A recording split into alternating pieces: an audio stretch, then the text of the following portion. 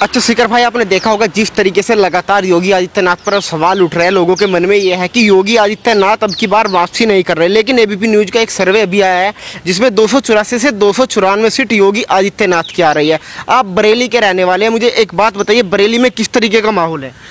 जी, बरेली में अब ऐसा माहौल है, बरेली उत्तर प्रदेश से मैं बिलोंग करता हूँ, अब उस टाइप का माहौल बरेली में बन चुका है जहां पर लोग राष्ट्रवाद की बात करना शुरू कर चुके हैं, लोग हिंदूवाद की बात करना शुरू कर चुके हैं। इससे पहले अखिलेश यादव की सरकार रही, उससे पहले बहन जी की मायावती की सरकार रही। क्या होता आया था बरेली में? दंगे होते थे, इतने बड़े बड़े दंगे कि आपके सब दिल्ली मीडिया में सब कुछ दिखाया गया। कितने दिन तक बरेली में टेलीकास्ट हुआ? 2 समुदाय वाला दंगा।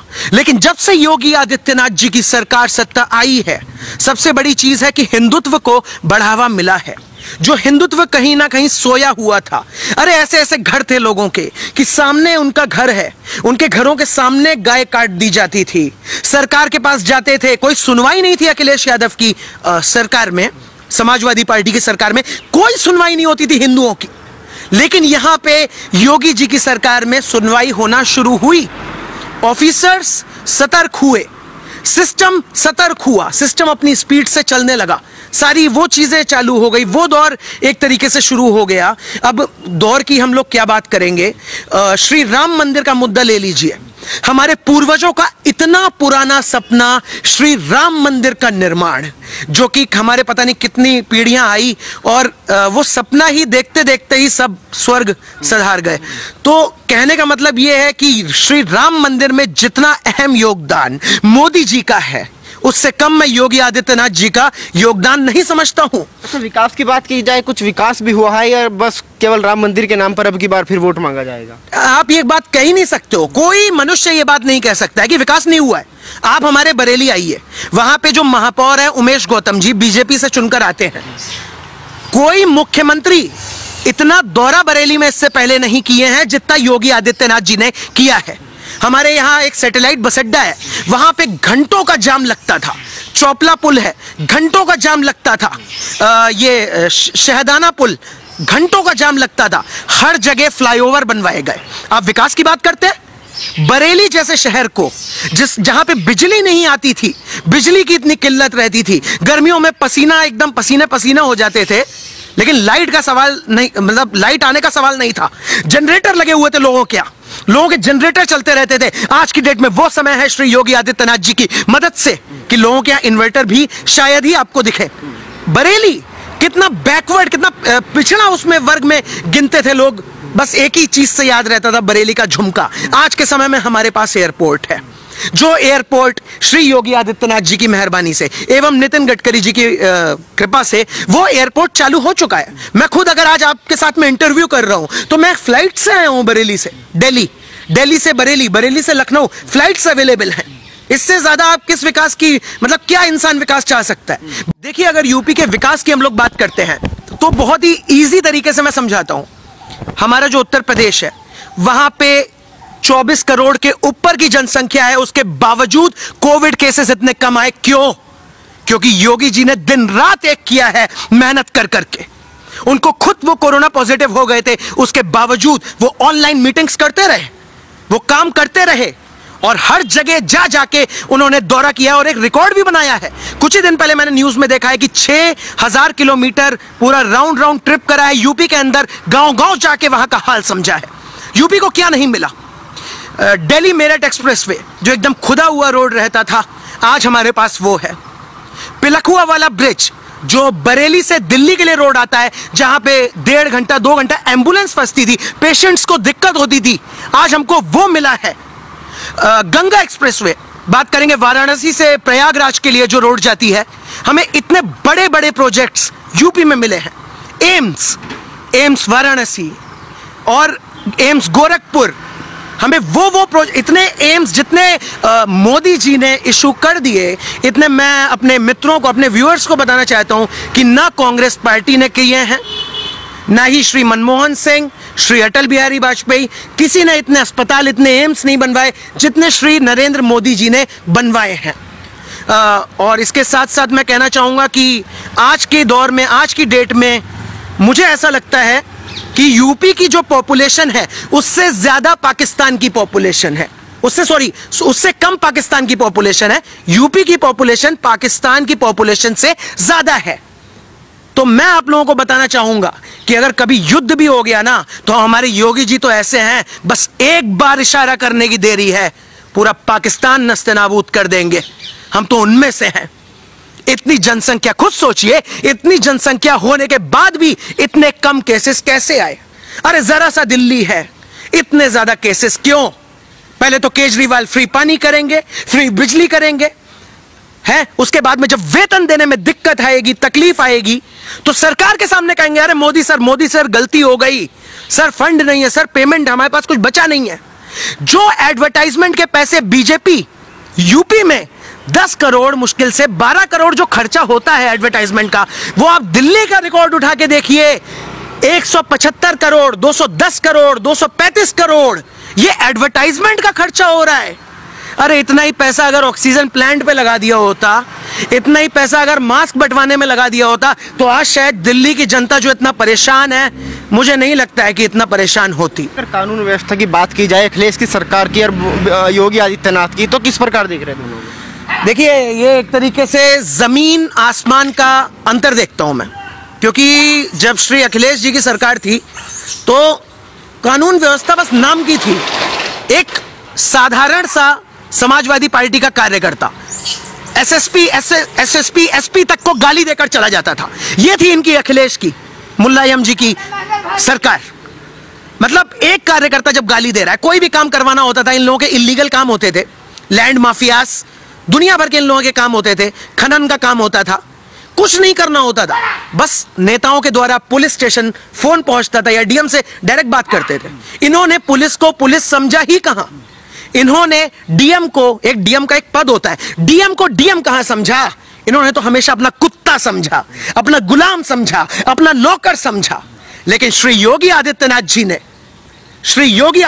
जी ने उसी पुलिस को मजबूत बनाया। आज की डेट में इतना बड़ा गैंगस्टर था विकास दुबे, रातों रात उसकी कहानी खत्म हो गई। कितने बड़े बड़े माफियाज थे, मुख्तार अंसारी, आजम खां, जो लोग अपने डर से पब्लिक को जबरदस्ती वोट करवाया करते थे। आज की डेट में उनकी क्या हालत है, ये मुझसे, आपसे, हमारे व्यूअर्स से, किसी से भी नहीं छुपा हुआ है। तो अगर आप तुलना करना चाह रहे हो श्री योगी और अखिलेश की, तो अगर योगी जी आसमान है तो अखिलेश पाताल लोक से भी नीचे का जो वो होगा रास्ता, मैं वो दिखाऊंगा अखिलेश यादव को। लेकिन जिस तरीके से एक प्रोपेगेंडा चला जा रहा है, आपने देखा होगा, एक तरफ लगातार राकेश टिकैत बैठे हो, कह रहे हैं 2022 से पहले नहीं उठना है, 2022 में पहली डोज योगी जी को लगानी है। दूसरी तरफ मीडिया के द्वारा जिस तरीके से दिखाया गया कि योगी के उसमें लाशें फूक रही है, जगह नहीं मिल रही। जी, मैं समझ रहा हूँ। एक्चुअली अभी ये किसान आंदोलन हुए थे, तो किसान आंदोलन चल रहा है, इसमें राकेश टिकैत का तो मुख्य हाथ है। अब राकेश टिकैत क्या है, ये हमारी पब्लिक को समझना जरूरी है। काफी लोगों को ये लग रहा है कि राकेश टिकैत एक किसान नेता है, लेकिन ऐसा नहीं है। राकेश टिकैत आरएलडी पार्टी से आते हैं, राष्ट्रीय लोकदल, जो भाजपा की एकदम एंटी पार्टी है, जो एंटी बीजेपी, एंटी हिंदू, एक तरीके से मैं क्या बोलूं, विपक्ष है राकेश टिकैत। 2014 में अमरोहा से चुनाव लड़ा था टिकैत, बहुत बुरा हारा, इतना जमानत जब्त हो गई थी टिकैत की। कंवर सिंह तंवर बीजेपी से जब वहां पे सांसद बने थे, आरएलडी से चुनाव लड़ा था, वहां से हारा हुआ इंसान है ये। बात करते हैं किसान आंदोलन की, ये किसान आंदोलन नहीं, मैं बोलता हूं ये चल रहा है बलात्कार आंदोलन। विडंबना देखिए कि जो 2 लड़कियां वहां पे उन्हीं किसानों का समर्थन करने के लिए पहुंची थी, उन्हीं का दिन दहाड़े रेप कर दिया जाता है। क्या, किस आंदोलन की आप बात करते हो? अरे बलात्कार आंदोलन चला रहे हैं, शर्म आनी चाहिए, चुल्लू भर पानी में डूब मरना चाहिए। 26 जनवरी को जो हरकत हुई लाल किले पे, खालिस्तान का झंडा फहराया गया, उसके बाद में अभी दिल्ली पुलिस के हाथ लगी है एक कॉल रिकॉर्डिंग जिसमें कहा जा रहा है पापा 50 लाख रुपए अकाउंट में आने वाले हैं। और ये कॉल रिकॉर्डिंग किसके मतलब फोन से जब्त हुई? तो ये उसी की बेटी के फोन से जब्त हुई जो ऊपर खड़ा हुआ खालिस्तान का झंडा फहरा रहा था। अब आप खुद समझिए ये खालिस्तानी आतंकी संगठन कितना मजबूत हो रहा है फंडिंग के मामले को लेकर। और खालिस्तानी आतंकी संगठन की फंडिंग कौन कर रहा है? ISI. As simple as that. They want Khalistan. उनको पंजाब नहीं दिख रहा है। पाकिस्तान के कुछ स्टेट्स ऐसे भी हैं जहां पे पंजाब को पाकिस्तान का हिस्सा ऑलरेडी दिखाना शुरू कर दिया है वो लोग। अच्छा, बरेली की जनता किस मुद्दे पर वोट देगी अब की बार? क्या मुद्दे रहेंगे उनके लिए?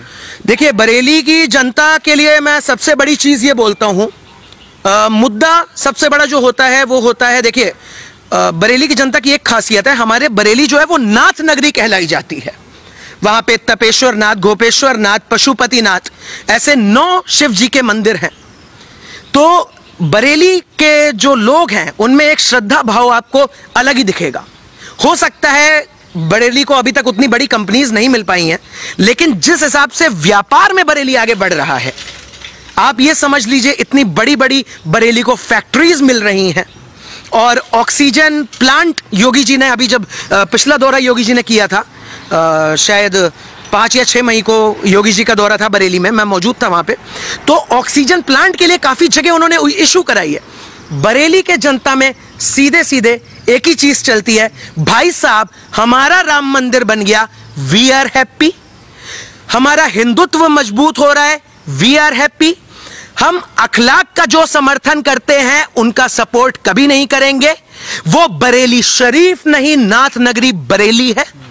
दूसरी, मैं एक और पॉइंट आपको बता रहा हूं, जो लोग रिंकू शर्मा के घर में 1 रुपया तक नहीं दे पाते हैं, हम उनका सपोर्ट नहीं करेंगे। ये अखिलेश यादव उसी मुलायम सिंह यादव का बेटा है जिसने 1992 में हमारे हिंदू भाइयों पर, कभी मत भूलिएगा, हिंदू भाइयों और बहनों पर गोलियां चलवाई थी। आप इस चीज को कभी नहीं नकार सकते हैं। मुजफ्फरनगर दंगे बरेली कभी नहीं भूलने वाला है। और जो बरेली में विकास हुआ है, जो बरेली को हवाई अड्डा मिला है, जो बरेली को मॉल्स मिले हैं, जो बरेली को रोड्स मिली है, लाइट इलेक्ट्रिसिटी मिली है, और जो सौंदर्यकरण बरेली को मिला है, और जो व्यापार बरेली को मिला है, ये सारे ही मुद्दे हैं। क्योंकि बरेली की पब्लिक जी बड़ी समझदार है। प्रियंका चोपड़ा भी बरेली से आती हैं, दिशा पाटनी भी बरेली से ही आती हैं, और शिखर श्रेहान भी बरेली से ही आता है। तो यहाँ की पब्लिक बहुत समझदार है। हम राष्ट्रवादी लोग हैं, हम सनातन कल्चर को फॉलो करने वाले लोग हैं। हम लोग एलोपैथ पे इतना भरोसा विश्वास नहीं रखते हैं जितना आयुर्वेद पे रखते हैं। आप कभी बरेली आएंगे तो हमारी संस्कृति को आप अच्छे से, बहुत प्यारे ढंग से महसूस कर सकते हैं, देख सकते हैं। तो क्या लग रहा है, क्या योगी आदित्यनाथ की वापसी होगी, पूर्ण बहुमत के साथ सरकार आएगी? जी जी, मैं देखिए एकदम मतलब ये खुले तौर पे कह रहा हूं कि जितनी सीटें पिछली बार आई थी उससे ज्यादा सीट्स आने वाली हैं यूपी में बीजेपी की। क्योंकि कुछ चीजें होती हैं, जैसे कि मुख्तार अंसारी थे तो उनको लगा मैं उसको मारूंगा, डरा दूंगा, उसके यहां बम दगा दूंगा, डरा दूंगा। जबरदस्ती पैसे हड़प लिए, जमीन हड़प ली, गरीब भाइयों को परेशान किया, और ढोंग क्या रचा कि मैं गरीबों का मसीहा हूं। आजम खां, जयप्रदा जी पे कितनी अभद्र टिप्पणियां करी हैं आजम खान ने, यह बात किसी से नहीं छुपी है। मुस्लिम वोट बैंक उनको लगता था कि हमारे जेब की चीज है। क्या हमारे यहां सही मुस्लिम भाई नहीं है? एपीजे अब्दुल कलाम भी मुसलमान थे। ऐसे लोग भी इस देश में एग्जिस्ट कर रहे हैं, हालांकि मात्रा कम है, ना के बराबर है, लेकिन एग्जिस्ट है, एग्जिस्टेंस है। आजम खां को लगता था कि मुसलमान वोट बैंक हमारी जेब में। इधर आजम खां को जो सजा मिलनी चाहिए थी, उसको जो जेल में होना चाहिए था, आज वो जेल में। उधर मुख्तार अंसारी को जो दंड मिलना चाहिए था, आज वो जेल में पहुंच चुका है। Samajwadi party out, BSP out. BJP का रास्ता क्लियर है बॉस, बीजेपी का रास्ता क्लियर है 2022 का। क्यों पड़े हो चक्कर में? कोई नहीं है टक्कर में। सौगंध मुझे इस मिट्टी की, मैं देश नहीं मिटने दूंगा, ये देश नहीं लुटने दूंगा, अपना सनातन धर्म, अपना राज्य नहीं झुकने दूंगा।